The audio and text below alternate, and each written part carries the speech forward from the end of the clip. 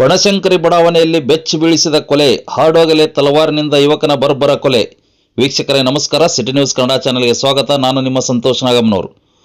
ಹುಬ್ಬಳ್ಳಿ ನಗರದಲ್ಲಿ ಹಾಡೋಗಲೇ ಯುವಕನೊಬ್ಬನನ್ನು ನಡು ರಸ್ತೆಯಲ್ಲಿ ತಲವಾರಿನಿಂದ ಹೊಡೆದು ಭೀಕರವಾಗಿ ಹತ್ಯೆ ಮಾಡಿರುವ ಘಟನೆ ಹುಬ್ಬಳ್ಳಿಯ ಬನಶಂಕರಿ ಬಡಾವಣೆಯಲ್ಲಿ ನಡೆದಿದೆ.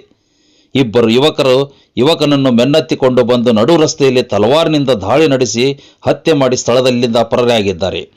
ಘಟನೆಯ ದೃಶ್ಯಗಳು ಮೊಬೈಲ್ ಕ್ಯಾಮೆರಾದಲ್ಲಿ ಸೆರೆಯಾಗಿದ್ದು ಸ್ಥಳೀಯರಲ್ಲಿ ಆತಂಕ ಮೂಡಿಸಿದೆ.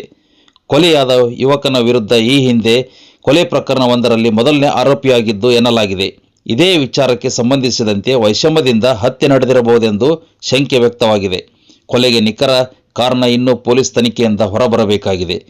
ಘಟನೆ ಮಾಹಿತಿ ತಿಳಿಯುತ್ತಿದ್ದಂತೆ ಎಸ್ಪಿ ಶಿವಾನಂದ್ ಚಲವಾದಿ ಹಾಗೂ ಪೊಲೀಸ್ ಸಿಬ್ಬಂದಿ ಸ್ಥಳಕ್ಕೆ ಭೇಟಿ ನೀಡಿ ಪರಿಶೀಲನೆ ನಡೆಸಿದ್ದಾರೆ. ಆರೋಪಿಗಳ ಪತ್ತೆ ಪೊಲೀಸ್ ತನಿಖೆ ಮುಂದುವರಿಸಿದ್ದಾರೆ. ಮಧ್ಯಾಹ್ನ ಸುಮಾರು 1 ಗಂಟೆ ಸಮಯದಲ್ಲಿ ಸಿದ್ದೇಶ್ವರ ಪಾರ್ಕ್ ಅನ್ನುವಂಥ ಈ ಏರಿಯಾ ಇದೆ, ವಿದ್ಯಾನಗರ ಪೊಲೀಸ್ ಠಾಣಾ ಸರಹದ್ದು ಹುಬ್ಬಳ್ಳಿ ನಗರ ಬರುತ್ತೆ. ಇಲ್ಲಿ ಒಬ್ಬ ವ್ಯಕ್ತಿಯನ್ನು ಇಬ್ಬರು ವ್ಯಕ್ತಿಗಳು ಮಾರಕಾಸ್ತ್ರಗಳಿಂದ ಹಲ್ಲೆ ಮಾಡಿ ಕೊಲೆ ಮಾಡಿರುವಂಥದ್ದು ನಮಗೆ ವಿಡಿಯೋ ಕೂಡ ಸಿಕ್ಕಿದೆ.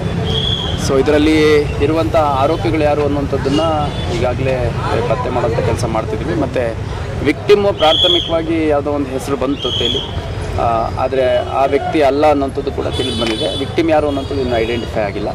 ಸೊ ನಮ್ಮಲ್ಲಿ ಇರುವಂಥ ಮಾಹಿತಿಯನ್ನು ಈಗಾಗಲೇ ಶೇರ್ ಮಾಡಿದ್ದೀವಿ. ಆದಷ್ಟು ಬೇಗ ವಿಕ್ಟಿಮ್ ಯಾರು ಅಂತ ಪತ್ತೆ ಮಾಡ್ತೀವಿ. ವಿಕ್ಟಿಮ್ ಕಡೆಯವರು ಬಂದು ಕಂಪ್ಲೇಂಟ್ ಕೊಟ್ಟರೆ ಸರಿ, ಇಲ್ಲಾಂದರೆ ನಾವೇ ಯಾರು ಕಂಪ್ಲೇಂಟ್ ಕೊಡಲಿಲ್ಲ ಪ್ರತ್ಯೇಕವಾಗಿ ಅಂತಂದರೆ ಸೋಮೋಟೋ ಕೇಸ್ ತೊಗೊಂಡು ನಾವು ಇನ್ವೆಸ್ಟಿಗೇಟ್ ಮಾಡ್ತೀವಿ. ಆದಷ್ಟು ಬೇಗ ಆರೋಪಿಗಳು ಯಾರಿದ್ದಾರೆ ಅವ್ರನ್ನ ಅರೆಸ್ಟ್ ಮಾಡೋಂಥ ಕೆಲಸ ಮಾಡಲಾಗುತ್ತೆ.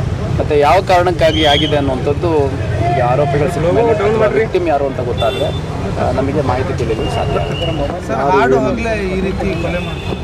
ಇಲ್ಲ, ಈಗ ನೋಡಿ, ಸುಮಾರು 1 ಗಂಟೆ ಸಮಯದಲ್ಲಿ ಆಗಿದೆ.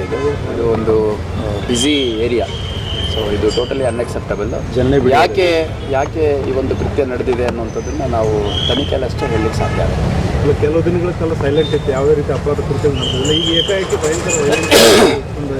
ಸರ್, ಈಗ 2023 ಮತ್ತು 24 2 ವರ್ಷಗಳಲ್ಲಿ ಕಂಪೇರ್ ಮಾಡಿದ್ರೆ 2025ರಲ್ಲಿ ಮತ್ತು 2020ರಲ್ಲಿ 26ರಲ್ಲಿ ಭಾಳ ಕೊಲೆ ಪ್ರಕರಣಗಳ ಸಂಖ್ಯೆ ಶೇಕಡ 50ಕ್ಕಿಂತ ಕಡಿಮೆ ಆಗಿತ್ತು.